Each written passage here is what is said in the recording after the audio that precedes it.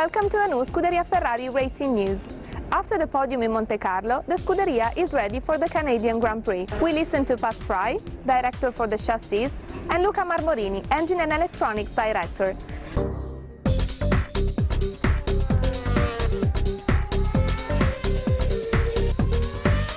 I think you need to look at the nature of the tracks really, and the tyres that are there.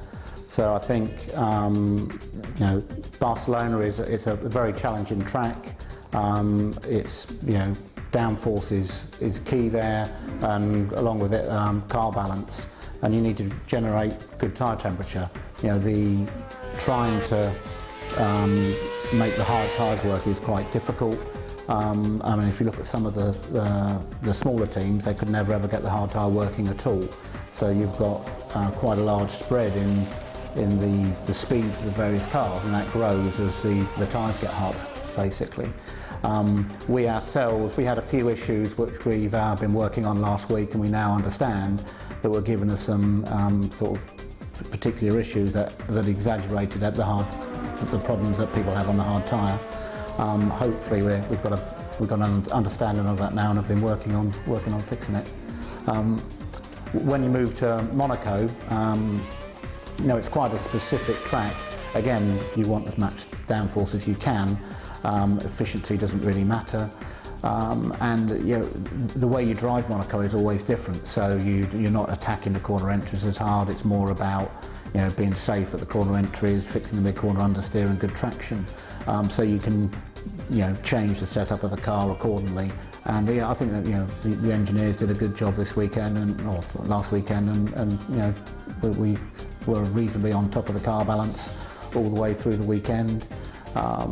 In qualifying we struggled a little bit. We analysed that on Saturday night, know where we knew the problems we had. Race-wise, I mean, it would have been better if we had started further up the grid. But very good start again, and once you're there, Monaco is a bit of a procession really. So if you're not at the front, you're always struggling. So the pace of the car is reasonable, and it's not that hard a circuit in terms of tyres, and there were the soft and super soft tyre there, which makes it a lot easier. I think it's certainly going to be a challenging race. In a way, it's a bit like Monaco, I suppose, where it's all about traction and braking. So the braking is always a challenge there, compared to Monaco. But for the traction and how the car uses the tyres at the corner exit will be very key for how quickly the rear tyres wear out. It's the same two compounds again as has been in the past, but if anything, I think it'll be slightly less trouble than last year because the compounds are that little bit harder. I suppose I was actually more surprised by the variation of strategies in Monaco, to be honest. I mean, I think the soft tyre, so the prime tyre did last quite well in Monaco. I think Teil was pushing it to the limit what he did, and fortunately for him there was the red flag at the end of the race, because I'm sure those last few laps would have been quite a challenge for him. Barcelona, I think it's a very aggressive circuit on tyres, so you're always going to wear the rears and the left front out, because that's the nature of that track. In winter testing, the tyres maximum would have lasted 12 to 15 laps really, I suppose, and that was much as you would have a set of tyres there. So that was always going to be a multi-stop race. The surprising thing in Monaco was some people intentionally three-stopping, which was more of a surprise to me than the fact that you could actually get through on a one-stop. Really, it was always for me between a one and a two-stop, depending how brave you wanted to be. A more sensible one-stop approach in Monaco would have been, get into sort of lap 28 or so, then I think it would have been a safe one-stop race. But stopping on lap 16 or whatever we did was obviously more of a challenge. Well, we're always trying to optimise the car's aero performance and maximise that, so we always end up running the brakes very hot at most circuits anyway. Montreal is obviously quite extreme. It's Montreal and Singapore are like the two hardest circuits we go to for brakes. But I expect I expect a lot of other teams have a brake dyno where we will take last year's a corner off last year's car. We'll run that through last year's cycle to braking cycle to tune the cooling levels of the test rig. We'll then put on this year's uprights and run through again, obviously accounting for the different energy levels that we're expecting to try and see how safe we are, work out where the safety limits are and how much margin we've got.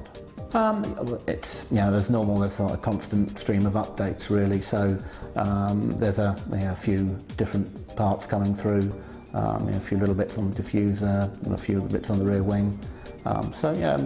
Reasonable performance step hopefully if everything works to plan. Well, hopefully, hopefully we're still closing the gap on all the other teams really. I mean, I say it's. There's not been a lot of time between Monaco and Canada, but the nature of the tracks, that they are relatively different from what you need in terms of aero. We've got specific rear wings that will just for that circuit, and then it's just a normal sort of push to try and get downforce on the car. So hopefully the gap's closing. Everyone else is pushing hard as well then, so it's a race. I'm a little bit busier than I was. I didn't think that would be possible. It's a great challenge. I mean, I think there's lots of talented people here working very, very hard, and if we can actually focus them together and work out a sensible short-term and long-term plan, we will be moving forward very quickly, hopefully.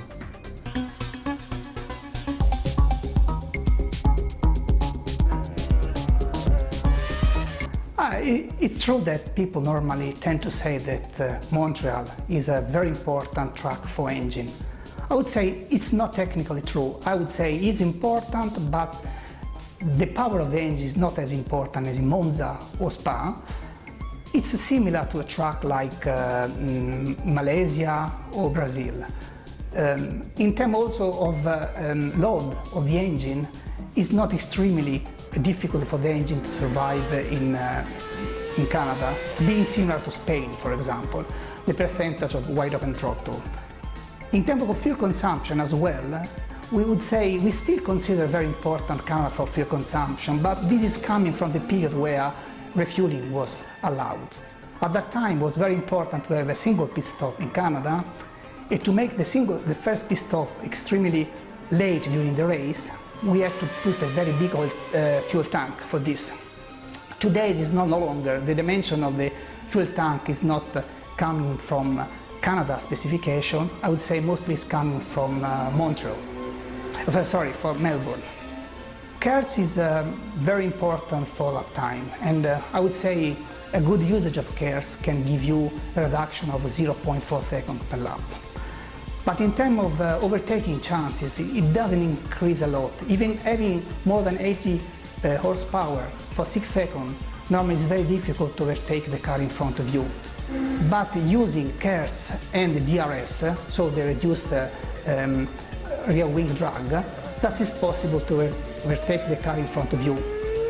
It's very interesting anyway to see, like this year, the usage of KERS has been very effective to reduce the chance to be overtaken. And in some races you have seen drivers that with a clever usage of KERS has allowed them not to be overtaken, even the car on the rear could activate the DRS. I think that today every Formula 1 engine has been designed for at least being used for 3 races. Sometimes you may use it for 2 or 4, depending on your strategy, but the engine has to do 3 races, and typically the performance drop is extremely low. This is also thanks to the development that we have done with partners like Shell on fuels and lubricant. So normally the driver hardly feels any difference at the first race. What is changing that the engine life has to be longer than the 3 races, because then it has to be used for free practice. During free practice we apply all our best to reduce the engine load, to be sure that the engine can survive more than 2,000 kilometers. At that time, during free practice, definitely the driver can feel some different. I'm very happy to be able to talk a little bit about electronics. There is no longer a lot of discussion about electronics since we introduced the standard ECU, but the work and the reliability of the electronic system is fundamental for the car. You can imagine that we have several sensors in the car. Some of them are used during Friday to read car parameters that helps our strategy engineer to understand the car setup. We have some sensor giving info in terms of reliability and safety, things about all the sensors linked to the throttle. These are very important for safety. On top of this, we have some sensor going directly on the strategy of the system. If you imagine all the sensors in the gearbox, every Formula One gearbox would fail immediately if some sensors are failing. On top of this, since we introduced the KERS, a new kind of electronic has been part of the Formula One. We call it power electronics, means electronics dealing with high performance. This has been a new item for Formula One electronic specialists, but it is a very interesting and important area of car performance. The team is moving overseas. How is the whole thing organized? Massimo Balocchi, Head of Logistics.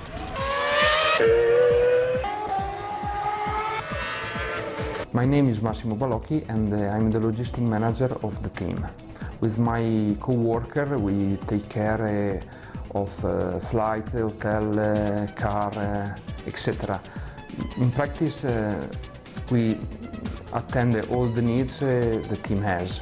The needs of the team can be divided into main sectors: the team personnel and the equipment and materials. For each race there are 47 people for the car work and around 28-30 people for the other job, as press or marketing, logistic or hospitality. For the European race, the team fly all together from Bologna because we organize a charter. Instead, for the extra-European race, the team fly with commercial flight, and the departures are different depending on the role of each team member. For the European race, all the Ferrari equipment are shipped by our trucks. We have 8 units for the hospitality, 2 for the office, 1 for the car, and 2 for the materials and the garage. For the extra-European race, the materials are shipped by charter organized by Formel from Frankfurt, around 10 days in advance of each event. Ferrari ships 30 tons, more or less, for regarding equipment and material for the F1 car. All the other equipment are shipped by sea freight, prepared 2-3 months before of each event, that include desk for the office, garage equipment, hospitality and catering. At the end of each event, these containers are shipped back to Maranello so we can check the equipment and replace the material. For each race we have particular problem, but I remember very well what happened last year in China due to a eruption in Iceland. All the flights has been cancelled, and this caused a bigger problem for us because each day we went to the airport in order to check as we can fly back to Europe. Montreal circuit dedicated to Gilles Villeneuve is a very challenging one. We take a lap with Marc Genet, test driver.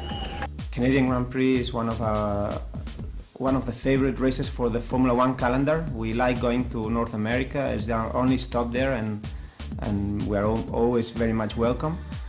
Very demanding track for the brakes, very high brake wear in that track, and it's the first low downforce track of the calendar. So we'll see which cars start to work better with the low downforce configuration. Also on the engine, very demanding, so Shelby power there will be very important because we're running at very high revs for a long time. And that was all for this time. See you at the next racing news.